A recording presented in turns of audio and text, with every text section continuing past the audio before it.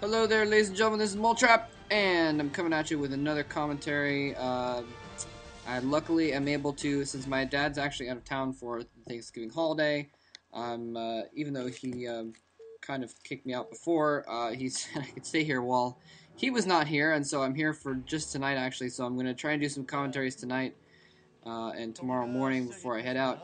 Anyway, this is a very, very special commentary. This is the first time that we will be seeing me doing a commentary of a foreigner playing a pro gamer. Well, actually, two pro gamers, technically.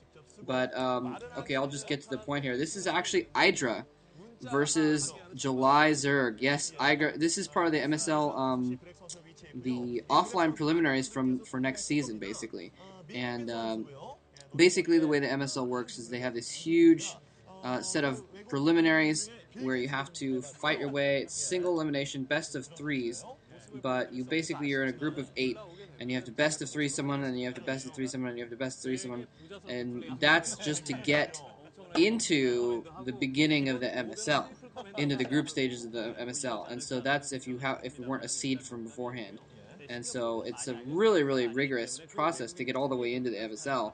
Um, so it's I mean, even you see really good players getting out in the preliminary stages sometimes just because you have to win so many games in a row. Stork, for instance, got out in the offline preliminaries a couple seasons ago, I think. Um, I don't remember who else. Jadong lost to Han in the offline preliminaries of. I don't remember if that was OSL or MSL, but anyway. And Jelizer actually going in here with a drone scout. Very interesting. Jelizer going in with an early drone scout. Maybe he's worried about cheese, since Idra has got to know, and I'm not trying to bag on Idra here at all. No offense at all, and I know he wouldn't take it, but I mean, Idra has got to know just as well as I and just as well as Jelizerg that he's not as good of a player as Jelizerg, and usually in that kind of situation, the lesser player will often go for a cheese build just to have a chance, basically. And Idra is actually mining gas now here, which is interesting. And Jelizerg has managed to block Idra from building his wall for quite a while there, but it is going to happen now. But anyway, Idra, luckily, that working that out in such a way that his SCV is outside of that wall, he's going to be able to get a scout in now as well. But very interesting. By the way, I wasn't sure because I thought that this was the um, I thought this was Idra versus Jelizer. They don't show the players themselves because there's no cameras for the offline preliminaries. It's just a big room, and well, sometimes they show cameras. Just of the room in general or whatever, depending on the broadcast.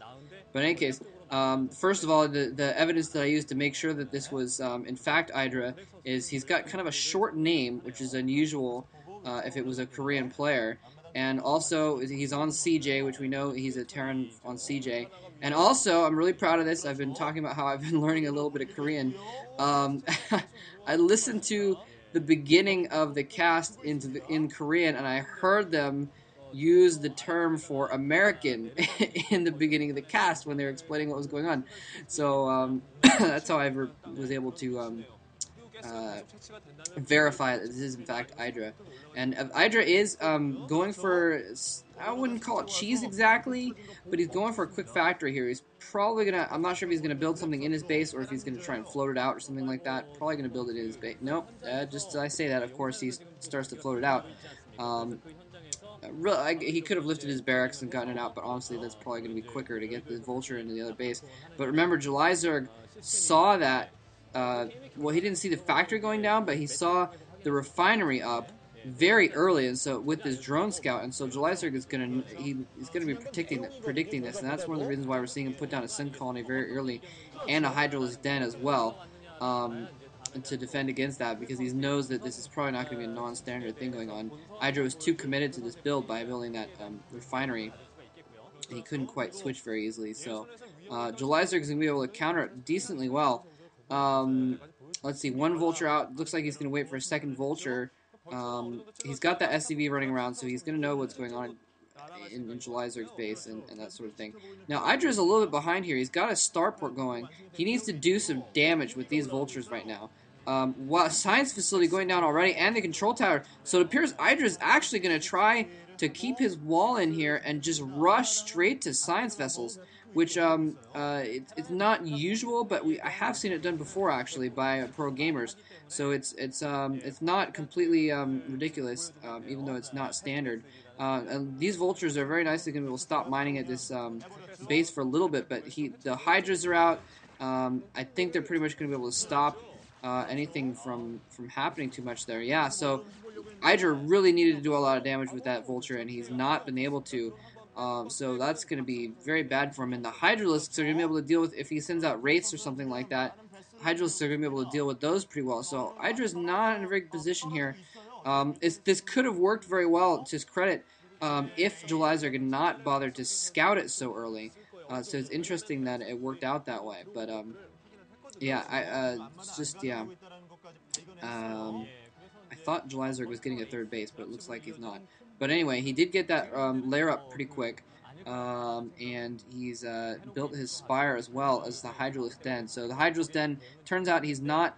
Well, you know what? He could have been researching lurkers actually this whole time. I wouldn't be surprised if maybe he only produced a few Mutalisks to do some harassment while he's already getting lurker tech. But he also could have just made the den and the few hydras and written that off in the short term, and decided just to go for the normal build in the long term. Well, I guess normal meaning go for the Mutalisks here. Now this is critical. Idra does not have a lot of Marines here. If Jelizarg does send a lot of Mutalisks out, Idra could be in real big trouble at the moment.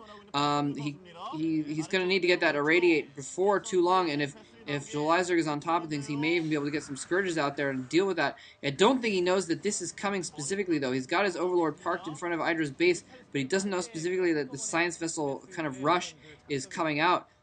He may suspect, just based on what buildings he has seen and the lack of troops and what have you, that this could be coming. But oh, here comes his vessel! Oh, radiant going down on the Mutalisk. Nice!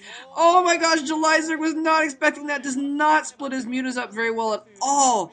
Wow, that was an absolutely brutal irradiate there. Most of Jelizarg's Mutalisks are very badly damaged. If Idra can get some good shots off on that clump of Mutalisks with his medic Marines, he might be able to finish them off very quickly here. Especially if he can get another vessel out and get another irradiate on those, that could be the end of that group of Mutalisks. Luckily, though, for Jelizarg, it does appear as if he did actually limit it. I think I counted 6 Mutalisks there. The one that got irradiated, and it looked like he pulled 5 others off of it. So unless he's bothered to increase the number of Mutalisks there, he